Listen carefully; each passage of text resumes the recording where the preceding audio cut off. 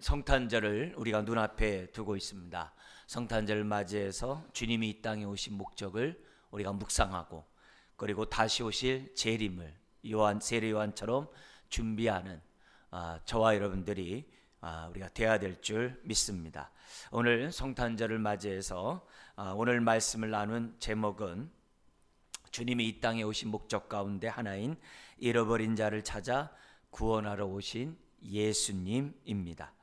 예수님은 인자, 그 사람의 아들로서 복음을 죄 용서의 복음으로 정하시고 자신은 죄인을 부르러 이 땅에 오셨더라고 말씀하셨습니다. 오늘 삭개오를 찾아 구원하신 이 사건은 예수님이 이 땅에 오신 목적이 어떤 것인지를 우리에게 확연하게 보여주고 있습니다. 우리 예수님께서 이 땅에 오셔서 제일 먼저 선포하신 메시지는 회개하라, 천국이 가까이 왔다라고 하는 말씀입니다. 왜요? 사탄이 이 세상을 지배하고 있거든요. 사탄이 이 세상을 지배하고 죄와 사망의 고통 가운데 온갖 고난당하고 있는 사람들이 이 세상 가운데 있기 때문에 우리 예수님께서는 하나님의 나라를 선포하셨습니다. 선포하심으로 창세기 1장에 하나님이 보시기에 세상을 보시고 심히 좋았더라고 한 그 나라를 다시금 우리 주님이 만드시고자 하나님의 나라를 선포하셨음을 알게 됩니다. 그래서 사탄에 의해서 망가지고 더럽혀지고 무질서인, 그래서 사람들이 고통과 슬픔과 아픔 가운데 있는 샬롬을 잃어버린 이 세상에게 진정한 샬롬, 평안과 안식을 주시기 위해서 우리 예수님께서 하나님의 나라를 선포하셨습니다. 예수님이 하나님 나라를 선포하면서 가장 중점을 두었던 메시지가 있어요. 그게 이제 산상수훈에 잘 나와 있는데요. 우리 긍정적인 측면에서는, 적극적인 측면에서는 하나님 사랑, 이웃 사랑으로 살아라. 그러면서 먼저 그 나라와 그 일을 구하라. 그게 이제 가장 주된 메시지입니다. 그리고 동시에 부정적으로, 소극적으로 우리 주님이 전한 메시지가 있어요. 사단의 통치에서 벗어나는데 가장 주된 메시지가 뭐냐면 만몬 우상, 재물 우상에서, 돈을 사랑하는 우상에서 벗어나야 한다는 것을 가르치면서 두 주인을 섬기지 말라고 주님이 말씀하셨어요. 예수님이 그 당시에 오셔서 경계했던 것이 로마 황제에게 절하지 마라, 그리스의 여러 신상들에게 절하지 말라, 그러지 않았어요.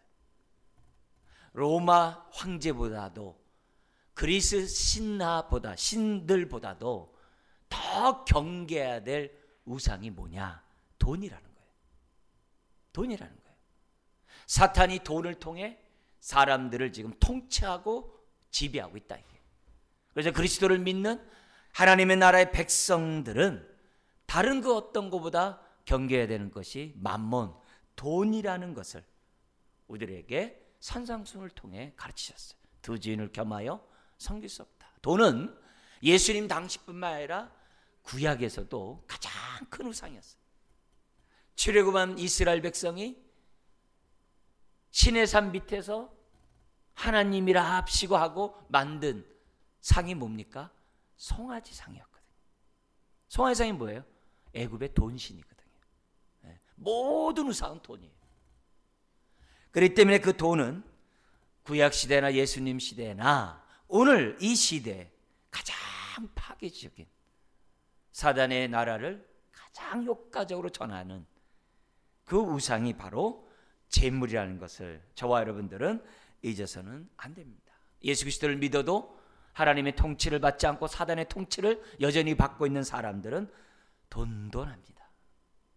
재물의 우상에 빠져서 살아가고 있는 것이 현실입니다. 그래서 한번 재물의 우상에 빠지면 하나님이 우리의 선한 목자고 하나님만이 우리를 갖다가 정말 온전히 인도해 준다는 사실을 믿지 아니하고 돈이 있으면 내 삶이 안전하고 행복이 보장된다라고 사람들이 혼돈 가운데 빠지고 있는 겁니다. 그래서 이런 사람들은 자연스럽게 모든 동기가 어떻게 하면 돈을 더 벌 수 있을까? 그걸 꿈꿉니다. 그래서 돈이라고 한다면은 다른 사람들의 것들을 착취해서라도 돈을 움켜잡으려고 하고, 심지어는 돈 때문에 가족 간의 갈등도 불사하는 것이 만문우상입니다. 심지어는 국가들끼리도 전쟁도 불사하고, 그로 인하여 육체적으로나 정신적으로 얼마나 많은 사람들을 병들게 하는지 모릅니다. 오늘도 사탄은 사람들로 하여금 돈을 숭배하라고, 돈을 벌어야 안녕과 행복이 보장될 수 있다라고 사람들을 유혹하고 있습니다. 오늘 본문 역시 만몬 우상을 섬겼던 한 인물 삭개오가 잃어버린 자를 찾아 구원하러 오신 예수님을 만남으로 그 인생이 어떻게 새로운 인생이 되었고, 오고 오는 사람들로 하여금 참된 복음이 무엇이며 복음으로 사는 게 뭐냐, 참된 정말 어떻게 사는 것이 참된 행복을 누리는 삶인지를 우리에게 보여주고 있는 것이 본문입니다. 예수님은 예루살렘으로 올라가서 십자가에 이제 죽으십니다. 올라가시는 길에 여리고를 지나가게 되셨습니다. 여리고는 지중해 우리 지표로 얘기한다면 약 250m 정도 낮은 지역에 있는 지역이 여리고입니다. 반면에 예루살렘은 지표면에서부터 720m, 그러니까 근 거의 1000m를 가파르게 올라가는 것이 여리고에서부터 예루살렘으로 올라가는 그 길입니다.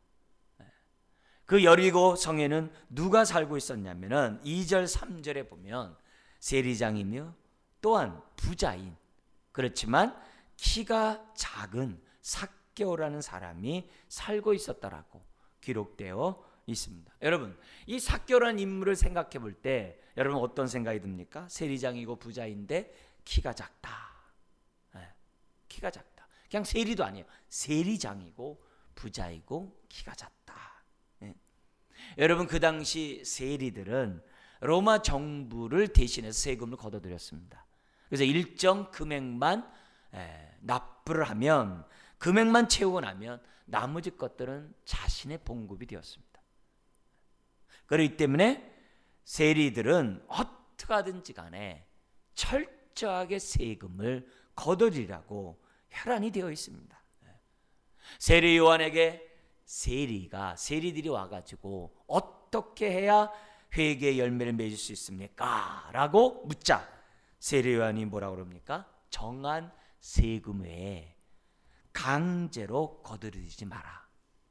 정한 세금 외에 그 나머지 것들을 강제로 세금에 늑증하지 말라라고 기록되어 있는 것을 보면 그 당시 세리들이 얼마나 세금을 갖다 걷어들이는데 혈안이 되었는지를 알 수 있습니다. 더구나 세리장, 그러면 그 사람이 얼마나 성과를 거뒀기 때문에 오랜 세월 동안 그 일을 했기 때문에 장이 되었겠습니까? 그래서 그 당시에 유대인들은 이 세리들을 매국노라 했어요. 그리고 오늘 7절에 보니까는 죄인이라 그랬어요. 상종조차 하지 않았던 사람들이 세리였던 거죠.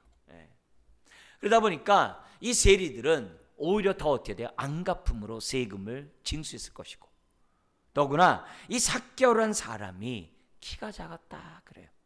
근데 아마 이 키가 작았다는 얘기는 지금 생각해 볼 때 아담 사이즈는 아닌 것 같아요. 굉장히 작았던 것 같아요.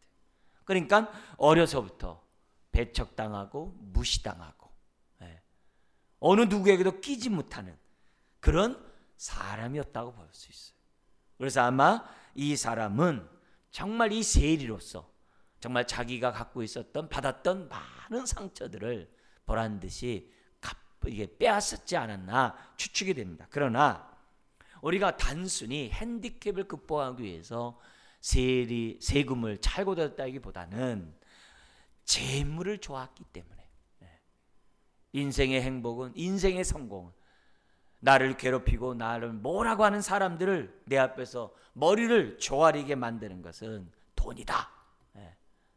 즉 돈을 좋아했기 때문에, 만문우상을 섬겼기 때문에 돈을 잘 벌 수 있는, 세리직을 선택했다라고 볼 수가 있습니다. 이 삭개오가 예수님이 지나가신다는 소문을 듣습니다. 3, 4절에. 근데 키가 작아서 볼 수가 없어서 주님이 지나가시는 그 길 앞으로 달려가 돌 무화과 나무, 옛날에는 뽕나무라고 번역되어 있었죠. 돌 무화과 나무에 올라갔어요. 크게 자라면 8에서 10m까지 나무가 큰다라고 얘기합니다. 이 삭개오는 예수님의 얼굴을 조금이라도 보고 싶어 했던 것 같아요. 왜냐하면 3년 사역을 했기 때문에 예수님에 대한 소문이 잦아요. 더구나 예수님의 제자 가운데 마태복음을 쓴 이 마태가 세리였거든요. 그리고 그의 동생 알페오의 아들 야고보, 작은 야고보라고 해요. 세베대 아들 야고보는 좀 키가 크고 작은 야고보와 한 형제인 걸 보면 그도 세리였거든요. 그런 거 보면 지금 세리 가운데 적지 않은 사람들이 예수님을 믿었던 것을 우리는 추측할 수 있어요. 더구나 마태가 예수님을 따라갈 때 자기 친척들, 친구들 다 불렀다고 그랬거든요. 누가복음 15장에 잃어버린 자의 그런 비유 속에서도 세리 앞에서 그 비유의 말씀을 하신 걸 보면 세리 가운데 세리직을 그만두거나 세리 가운데 회개하고 예수님을 믿는 사람들이 많이 있었던 것 같아요. 그러니까 삭개오가 예수님에 대한 소문을 많이 들었겠죠. 아니면 바로 그 건너 마을, 정말 맹인이 다윗의 자손 예수여 나를 불쌍히 여기소서라고 했을 때 그 맹인이 눈을 떴거든요. 아마 그 소문이 옆 동네이기 때문에 곧바로 전달되어서 아마 이 삭개오가 예수님이 어떤 분이신지 먼 발치에서 주님을 보고자 아마 뽕나무에 올라갔던 것 같아요. 그런데 5절 같이 한번 읽겠습니다. 예수께서 그곳에 이르사 쳐다보시고 이르시되 삭개오야 속히 내려오라. 내가 오늘 내 집에 유하여야 하겠다. 여러분, 정말 이 삭개오는 앞에 있는 맹인처럼 다윗의 자손이여 나를 불쌍히 여기소서라고 외치지 않았어요. 부르짖지 않았어요. 그냥 예수님의 모습이라도 한번 봤으면 하는 마음으로 무화과 나무에 올라간 거예요. 근데 지나가던 그분이 자기께로 오더니 쳐다보시면서 하시는 말씀이 그것도 뭐예요? 언제 자기를 보셨다고, 언제 자기 이름을 알았다고, 삭개오야 그러는 거예요. 한 번도 예수님과 대면한 적이 없는데 삭개오야 그래. 여러분, 주님이 여러분에 나타나서 여러분의 이름을 딱 불렀다고 해보세요. 그것도 어떻게 돼요? 인산인해가 돼가지고 많은 사람들이 휩싸여서 지금 주님이 지금 막 이렇게 지나가고 있는데 그 많은 사람 앞에서 여러분에게 찾아오셔서 아무개야 했다고 생각해 보세요. 얼마나 숨이 정말 우리가 그런 것들을 생각해 볼 때 놀라지 않을 수 없는 거죠. 그러자 6절에 이 삭개오가 얼마나 좋았던지 급히 내려와 즐거워하며 영접했다라고 성경에 기록되어 있어요. 여러분, 오늘 이 본문에서 우리 보셨듯이 예수님은 삭개오의 마음을 아셨어요. 삭개오가 어떤 상처와 어떤 고통과 어떤 아픔을 갖고 있는지는 우리는 추측할 뿐이에요. 추측할 뿐이에요. 그 사회에 죄인이라는 그런 정죄를 받은 사람이었기 때문에 그 마음은 갈기갈기 찢어졌다라고 볼 수가 있을 거예요. 그리고 철저하게 세금을 걷어들이면서 얼마나 험한 말을 다 들었겠어요. 그런 모습 가운데 그가 갖고 있는 많은 상처들이, 아픔들이 있었다라고 추측할 수 있어요. 그런데 그런 삭개오의 마음을 주님 앞에 고하지도 않았는데도 불구하고 아셨어요. 여기서 우리들이 기억해야 될 것은 뭐냐면 하나님의 구원의 역사, 잃어버린 자를 찾아오시는 하나님의 구원의 역사는 항상 하나님의 주도권 속에서 이루어진다는 사실을 잊어서는 안 돼요. 어떤 사람은 내가 예수님 믿었어요 그래요. 내가 제 발로 교회 나왔어요 그래요. 천만에요. 하나님이 부르지 않으면 예수를 믿을 수가 없어요. 구원은 하나님의 은혜 가운데 하나님이 주도권을 가지고 저와 여러분들의 이름을 부르시고, 요한복음 10장 3절에 그러죠. 각 사람의 이름을 부르신다. 저와 여러분들을 부르셨기 때문에 우리가 예수 그리스도를 믿을 수 있다는 사실을 잊어서는 안 돼요. 여러분, 주님이 여러분의 이름을 불렀기에 여러분이 이 자리에 나온 거예요. 오늘 이 시간에 무엇보다도 우리가 들어야 될 음성은 주님이 여러분의 이름을 부르시는 그 음성을 들어야 돼요. 아직 그 음성을 듣지 못하면 마음 문을 열고 오늘 이 삭개오를 부르셨던 이 말씀에 귀를 기울여야 돼요. 아무개야 속히 내려오라. 내가 오늘 너의 집에 유하여야 하겠다. 아무개야. 그 아무개라는 속에 여러분의 이름을 집어넣고, 아무개야 속히 내려오라. 오늘 내가 내 집에 유하여야 하겠다. 오늘도 삭개오 같이 잃어버린 자를 우리 주님은 부르시고 계십니다. 심지어 삭개오와 같이 저 사람은 죄인이야, 저 사람은 구원받을 수 없어, 저 사람은 매국노야, 저 사람은 돈만 하는 사람이야, 흡혈귀야 라고 하는 사람도 우리 주님은 부르시고 계세요. 하나님이 우리를 부르는 그 환경은 다양해요. 어떤 사람은 건강을 잃을 때, 어떤 사람은 사업이 파산되었을 때, 어떤 사람은 사람들로 하여금 그 어떤 고통을 당할 때, 어떤 사람들은 자기가 정말 원하는 대로 되지 아니하고 내 삶의 큰 낙심 가운데 빠져 있을 때, 하나님이 사람을 부르는 환경은 다양해요. 그런 가운데 있는 사람이라도, 또 그런 가운데 있는 저와 여러분들을 우리 주님이 삭개오를 부르듯이 부르셨다는 사실을 우리가 깨달아야 됩니다.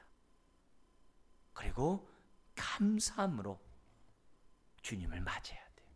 신앙생활에 있어서 구원은 우연이 없어요. 우연이 절대 없습니다. 우리 예수님께서 삭개오를 언제 부르셨다고 삭개오 이름을 부릅니까? 그렇다고 삭개오가 다윗의 자손 예수여 나를 불쌍히 여기소서라고 맹인처럼 외쳤습니까? 그러지도 않았어요. 내가 부르짖지도 않았는데 어느 순간에 나를 부르시고 나를 안고 계셨다는 거예요. 네. 설령 이 자리에 마지못해 나와 있고 또 분위기 습관에 따라서 나와 있다 할지라도 주님이 부르지 않으면 이 자리에 나올 수 없음을 저와 여러분들은 잊어서는 안 됩니다. 삭개오의 집에 유하기를 원하시는 주님은 오늘 저와 여러분들의 마음의 집에, 심령에 유하기를 원하십니다. 예수님을 입술로 믿는다고 해서 믿는 자가 아닙니다. 주님을 마음에 영접한 자가 믿는 자입니다. 볼지어다 내가 문 밖에 서서 두드리니 누구든지 내 음성을 듣고 문을 열며, 마음의 문을 열며 내가 그에게로 들어가 그로 더불어 먹는다고 하는 마음의 문을 열고 주님을 영접한 사람이 예수님을 믿는 겁니다. 그런 자만이 삭개오와 같은 고통과 아픔이 있을 때 해결될 수가 있는 겁니다. 오늘 우리가 6절처럼 이런 우리를 부르시는 그 주님 앞에 가져야 될 태도는 6절처럼 삭개오가 급히 내려와 즐거이 영접하듯이 믿음으로 반응한 거예요.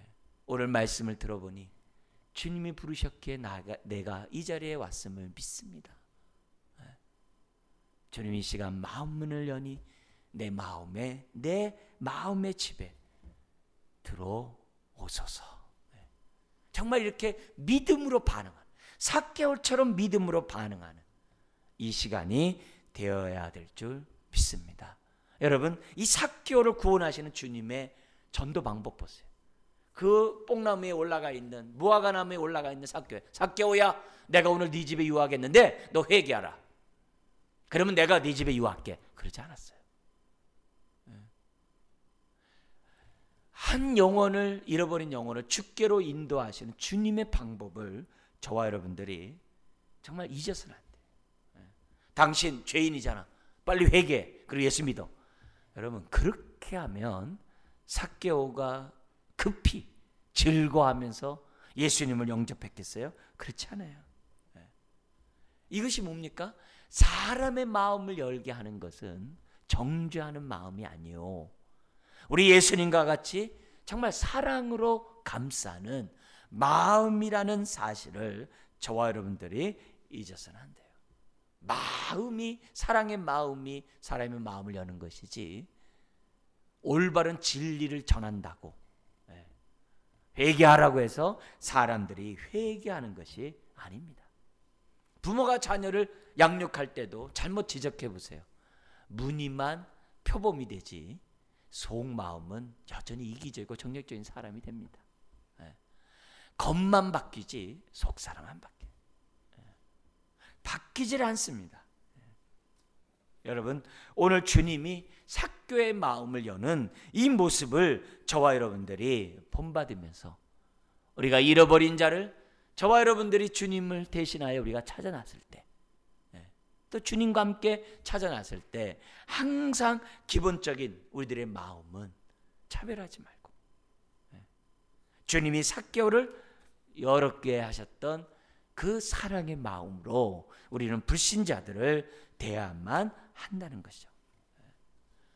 우리들은 주님은 항상 어떤 것들이 선행된 다음에 마음을 열도록 이렇게 하게 하신 분이 아님을 기억하고 오늘 주님의 이 방법으로 잃어버린 자들을 찾아 나서야만 할 것입니다. 자, 그런데 7절, 어떤 문제가 발생하게 됩니다. 주변 사람들이 예수님의 이런 태도에 대해서 이해를 못해요.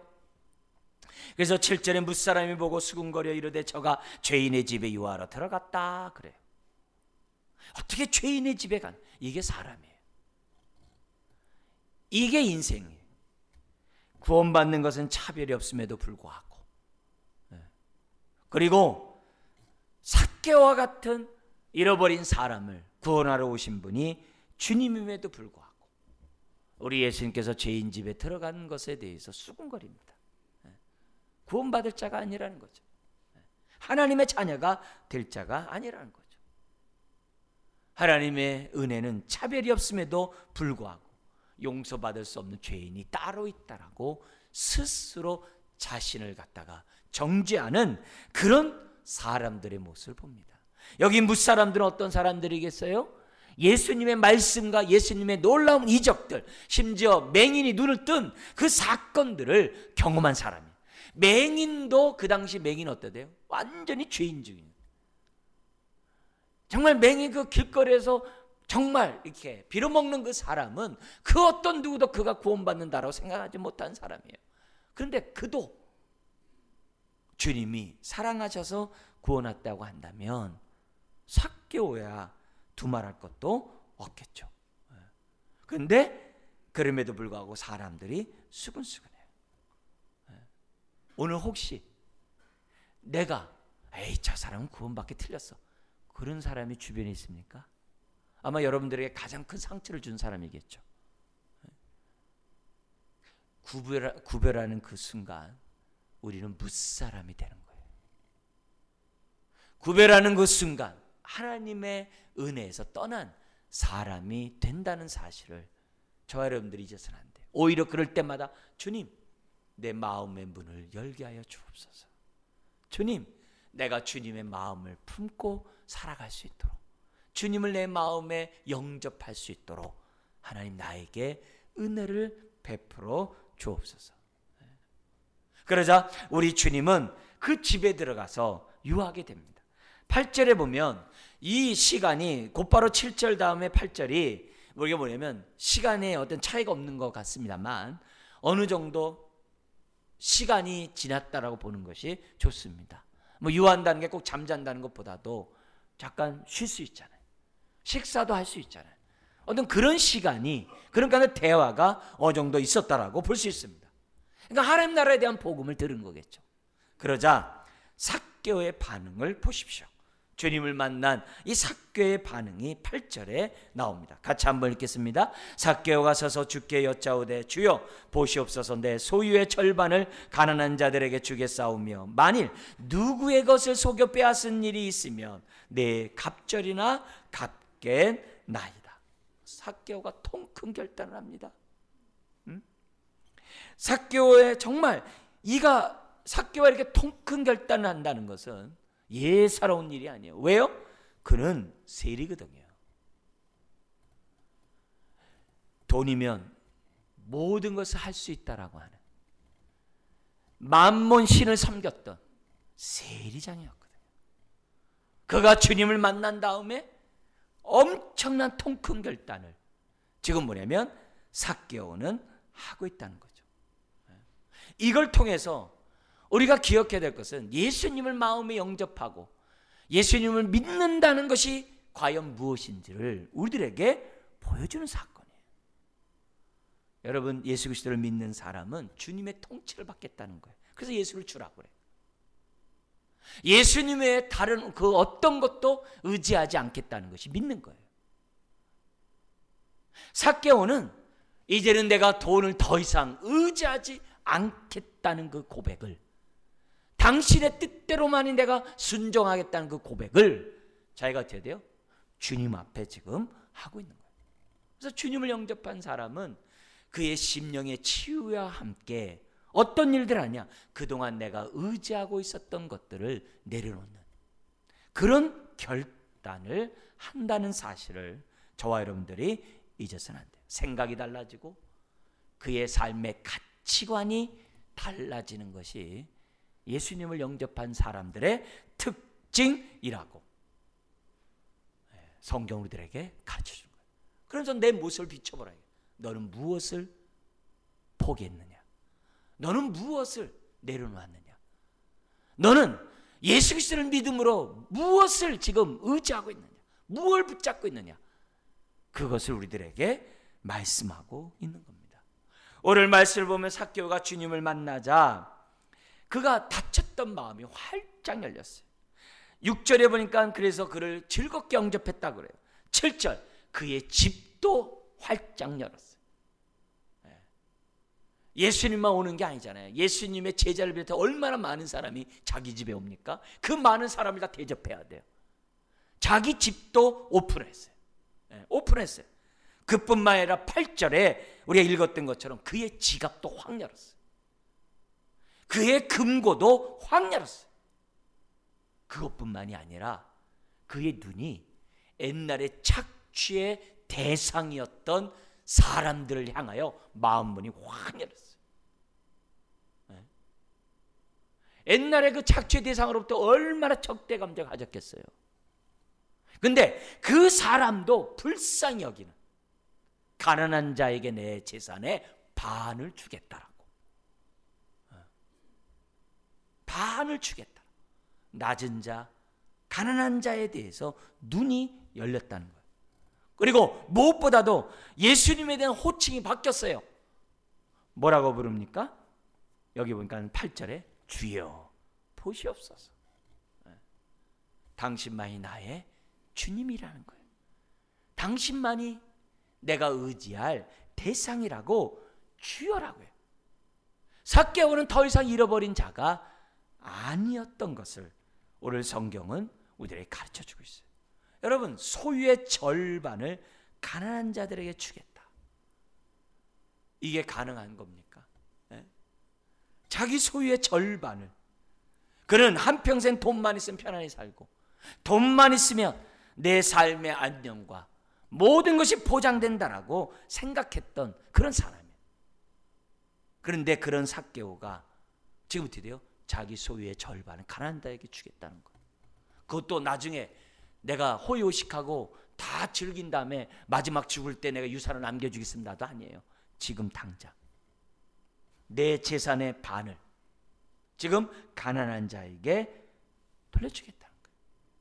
돈에 가장 민감했던 그 세리가, 돈 없으면 살 수 없다라고 돈을 사랑했던 세리가 그 순간에 그 만몬 우상에서 벗어나고 있는 그것도 가난한 자에게, 자기에게 은혜를 갚지 못하는 그 가난한 자에게 자기 재산의 반을 갖겠다. 낮게 나눠주겠다. 그뿐만이 아닙니다. 남의 것을 속여 빼앗은 일이 있으면 4배나 갚겠다라고 또 선언해요. 이걸 보면 이 삭개오는 율법에 대해서 알고 있는 사람이에요. 왜냐? 출애굽기 22장에 보면은 어떤 율법이 있냐면은 남의 물건을 뺏어 가지고 처분을 해버렸어. 송아지를 훔쳐온다는 얘기는 그 사람의 집 재산 전체를 갖고 온 거 아니에요? 그래서 송아지를 내가 훔쳐가지고 송아지를 내가 먹었든지 어디다 팔아버렸든지 그럼 5배를 갚아야 한다 그래요. 그리고 양을 훔쳐가지고 먹었든지 버리 어디 넘겼다면은 팔아버렸다면 4배나 갚으라고 기록되어 있어요. 근데 훔친 짐승이 살아있어요. 만약에 살아있어요. 소나 양이나 살아있으면 2배만 갚으면 돼요. 근데 삭개오처럼 자수하면은 내가 훔쳐갔습니다, 내가 이렇게 저거 했습니다라고 자수하면은 성경이 뭐라면은 민수기 5장에 5분의 1만 갚으면 돼요. 20%의 손해만 갚아주면 되는 것이 뭐냐면 율법이에요. 그런데 삭개오가 4배나 갚겠다는 것,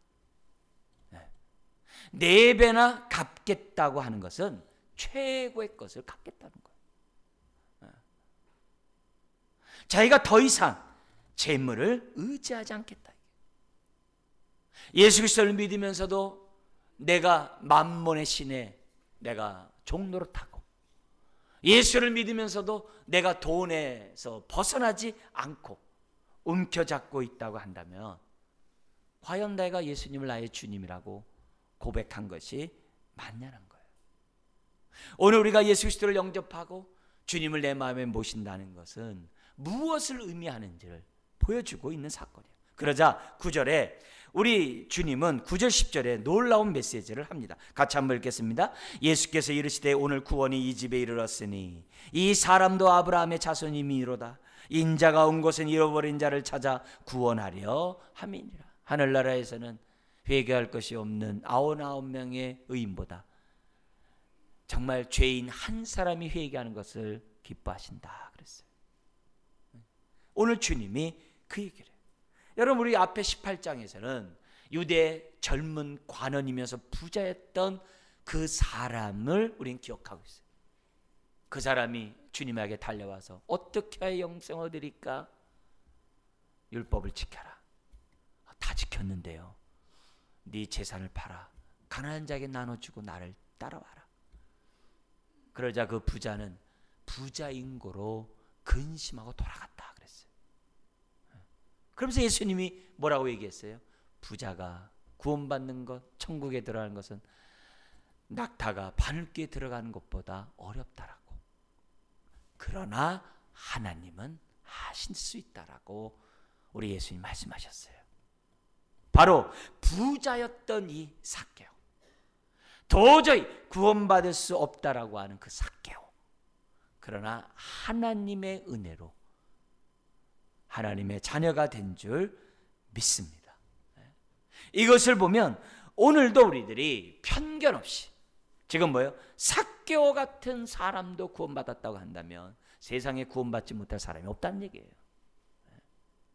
그런 하나님 앞에 다시 한번 나 같은 자가 구원받았음을 감사하고 이제는 내가 사는 것이 아니요 내 안에 있는 그리스도가 사는 것이 우리의 삶이라고 한다면 우리가 어떻게 돼요?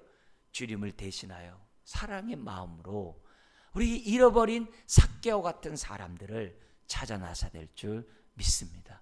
그러나 무엇보다도 우리가 잃어버린 자를 찾아 나서면서 우리들이 깨달아야 될 그 메시지를 다시 한번 이 시간에 강조하기 원합니다. 여러분, 이걸 통하여 삭개오는 진정한 치유를 경험해요. 진정한 구원을 경험해요. 진정한 샬롬, 평안과 안식을 경험하게 되었다는 사실을 저와 여러분들을 잊어서는 안 됩니다. 여러분, 삭개오가 누구였다고요? 그는 만몬을 섬겼던, 우상 숭배했던 사람이에요. 그러자 주님을 만남으로 하나님 사랑, 이웃 사랑으로 다 바뀌어버린 사람이 삭개오예요. 여러분, 이런 의미에서 진정한 치유, 우리가 흔히 말하는 우리 주님으로부터 치유받았습니다 했을 때 진정한 치유가 뭐냐, 이게. 진정한 치유는 오늘 삭개와 같은 사람이 진정한 치유라는 사실을 잊어서는 안 돼요. 구원이 뭐냐, 이게. 삭개와 같은 사람이 진정한 구원을 받았다는 거예요. 진정한 자유가 뭐냐, 이게. 이게 바로 삭개오가 진정한 자유를 우리에게 받았다는 것을 보여주고 있어요. 그러므로 이 메시지는 오늘 우리들에게 어떤 메시지가 되냐면, 너는 어떠냐, 이게. 나는 어떠냐, 이게. 나도 삭개오처럼 진정한 구원이 오늘 내 심령에, 내 삶에 임했는지를 지금 어떻게 돼요? 점검할 것을 우리들에게 가르쳐주고 있어요. 근데 안타깝게도 구원을 너무 좁게 오늘날 사람들이 생각한다는 거예요. 영혼 구원만 생각하거나, 또 뭐예요? 구원을 그냥 주님과의 관계에서만 생각하거나, 심지어는 교회 안에서만이 이루어지는 것이 구원으로 생각하는 사람들이 의외로 많이 있다는 거예요. 구원은 전인격적인 구원뿐만이 아니라 그의 삶에 구원이 나타나는 것이 진정한 구원이라는 것을 우리들에게 가르쳐주고 있어요. 여러분, 이 사람은 단순히 자기가 뭐예요? 받아왔던 상처, 받아왔던 고통, 그 문제만 해결되는 것이 구원이 아님을 우리들에게 보여줘요. 이 삭개오는 구원이 어떤 거냐? 자기의 착취로 말미암아 사람들과 갈등이 있고 사람들과 적대적인 그 관계까지 지금 어떻게 돼요? 청산해 버린 것이 구원이라는 것을 삭개오는 지금 보여주고 있는 거예요. 그는 착취의 대상뿐만이 아니라 가난한 사람들에게 물질을 나눠주므로 그 사람과 회복된 것이 구원이라는 것을 우리들에게 보여주고 있는 거예요. 여러분, 하나님의 구원은 단순히 우리 죄 사함 받고 우리가 하나님의 자녀가 된 게 구원이 아니라는 거예요. 구원은 하나님과 나와의 관계뿐만이 아니라 구원은 사람과의 관계에서도 구원이 이루어져야 한다는 것을 지금 어떻게 돼요? 삭개오를 통해 우리들에게 보여주고 있는 거예요. 구원은 인간관계가 회복되는 것이 구원이고, 구원은 삭개오처럼 사회 정의를 실현하는 경제적인 삶을 살아감으로, 돈을 통해서 여기 나온 것처럼 경제 실천을 통해서 사회 정의를 구현하는 것이 구원이라는 거예요. 구원이 단순하게 우리 개인에게 머물질 않아요. 사회 정의를 구현하는 것도 구원이라고 얘기를 해요. 그래서 만몬 우상에서 벗어나는 것이 진정한 구원이라는 것을 삭개오를 통해 주님이 우리들에게 보여주고 있다는 거예요. 그래서 우리의 구원에 대해서 지평을 넓게 열려야 돼요. 로마서 8장에서는 구원이 뭐예요? 우주적인 구원을 얘기를 해요. 하나님이 창조한 이 모든 만물이 새로워지는 것을 구원이라고 얘기해요. 개인 구원만이 아니라 사회 구원, 사회 구원만이 아니라 온 세상의 구원이 바로 뭐예요? 성경에서 말하는 구원이라는 거예요.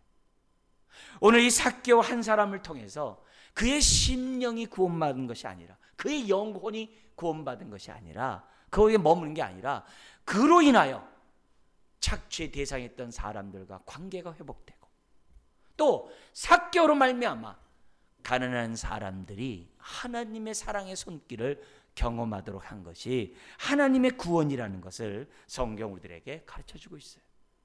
오늘날도 이렇게 하나님의 치유하면 너무 좋게 생각해요. 암에서 건지고 우리가 병에서 내가 치유함 받는 것을 치유로 이게 좁게 생각해요. 아니에요. 하나님의 치유는 우주적인 치유예요. 국가적인 치유고 사회적인 치유라는 것을 저와 여러분들 잊어서는 안 돼요. 그래서 우리가 삭개오와 같은 사람은 꼭 병든 사람만 얘기하는 게 아니에요. 삭개오와 같은 사람은 이렇게 상처가 있고 이게 죄인인 그런 사람만 얘기하는 게 아니에요. 오늘날 삭개오들은 너무 많아요. 너무 많아요. 예를 든다면 우리 지금 2018년, 2019년 지금 뭐예요? 또 다른 또 이렇게 금융 위기가 온다라고 지금 막 이렇게 부정적인 이 시그널을 갖다가 자꾸 보내고 있어요. 왜냐? 우리는 이미 2008년도에 경험했거든요. 리먼 브러더스의 정말 그 투자 회사가 그 탐욕의 종이 돼가지고 정말 그 회사가 정말 회사를 필두로 얼마나 전 세계 많은 사람이 도탄에 빠지고 얼마나 많은 사람이 생명을 잃어버렸습니까? 오늘날의 삭개오는 누구냐면 리먼 브라더스와 같은 사람들이 뭐예요? 삭개오거든요. 그런 사람들이 정말 탐욕의 종이 되지 않았다면 2008년도에 그 도탄에 빠지는 그런 일이 없었을 것이라는 거예요. 근데 만몬 우상을 섬기는 삭개오 같은 사람이 그 리먼 브라더스에 딱 자리 잡고 있으니까 전 세계가 날아간 거예요. 우리나라는 요즘 어때요? 사법농단 이런 속에서 누구 대법원장 뿐만 아니라 대법관들이 어떤 우리나라의 뭐 김행장의 그런 데와 아주 이렇게 아주 주거니 받거니 해가지고 국정을 농단한 사건을 지금 어떻게 돼요? 수사하고 있어요. 유전 무죄, 무전 유죄라는 그런 원칙 속에 다 어떻게 돼요? 다 자기들끼리 다 해먹었다고. 그게 바로 삭개오인 거예요. 그 삭개오가 회개했었다면은 그런 사법농단은 이루어지지 않는 거죠. 근데 탐욕의 종인 삭개오가 그 자리에 딱 앉아 있으니까 모든 게 어떻게 돼요? 자신의 유익을 다 얻고자 이 나라를 도탄에 빠뜨리게 했다는 거예요. 여러분, 두 대통령이 감옥에 와 있어요. 근데 그 죄목이 보면 얼마나 부끄러운지 몰라요. 더구나 그 장로님의 죄목이 너무 부끄러워요. 뭐예요? 돈을 탈취한 거거든요. 네? 죄목이 다른 게 아니에요. 돈을 탈취한 거거든요. 그게 삭개오죠. 네. 장로면서 돈을 사랑하고 돈의 종이 된 만몬을 섬기는 장로다 보니까 감옥에 있다고. 만약에 대통령이 되면서 돈을 정말 삭개오처럼 진정 회개했다면 내 재산의 절반을 가난한 자에 주고 남의 것을 토색했다면 4배나 갖겠다고 하는 정말 주님 한 분만을 섬기겠다는 마음으로 대통령의 자리에 있었다면 우리나라가 얼마나 복되겠어요. 얼마나 복되겠어요. 오늘날 삭개오는 정치뿐만 아니라 경제뿐만이 아니라 여러 곳곳에 만몬을 섬기는 사람들이 다 자리 잡고 있다. 그래서 오늘 저와 여러분들이 정말 그 한 사람을 전도한다면 얼마나 이 세상이 회복되고 치유되고 놀라운 하나님의 은혜가 임하겠냐 이거예요. 그런 것들을 오늘 이 삭개오의 사건을 통해서 주님이 우리들에게 말씀하고 있다는 거예요. 수없이 많은 정말 끔찍한 일들이 여전히 우리들에게 벌어지고 있어요. 그죠? 여러분 다운 계약서 같은 거 아세요?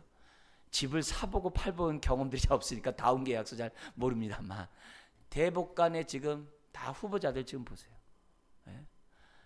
다운 계약서부터 시작해가지고 정말 이렇게 정말 말도 안 되는 이런 부정적인 일들을 저지른 게 얼마나 많아요. 근데 그 사람들이 판결할 때는 그렇게 한 사람들에게 아주 극형을 아주 그냥 판결을 내렸다는 것이 더 우리들의 마음을 아프게 해요.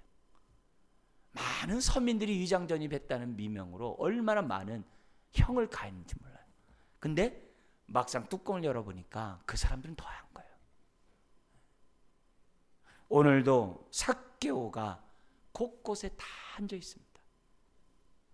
오늘 우리가 잃어버린 자를 찾아오신 우리 주님은 그 대법관도 찾아올 것이고 또 감옥에 있는 그 장로도 찾아오시고 오늘도 저 뉴욕 월가에 있는 탐욕의 종을 종인 그 우상을 섬기는 사람들에게도 여전히 찾아가요.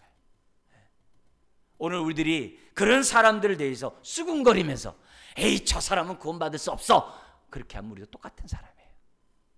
그게 아니라 하나님 나를 건지셨던 것처럼 삭개와 같은 사람을 건지셨던 것처럼 하나님 그들이 정말 회개하게 해주십시오. 그리고 그들 심령에 입술로만 주여 하지 말고 주님을 인생의 주인으로 모시게 하여 주옵소서. 그래서 재물을 섬기는 것이 아니라 주님만 섬기는 일이 생겨나게 하여 주옵소서. 주님, 내 자신도 돈이 우상이 되어서 모든 판단의 기준이 돈을 많이 버는 것에 내가 선택하는 우상 숭배자가 되지 않도록 도와주시고 정말 내 안에 주님이 살게 하는 인생이 될 수 있도록 하나님 도와주십시오.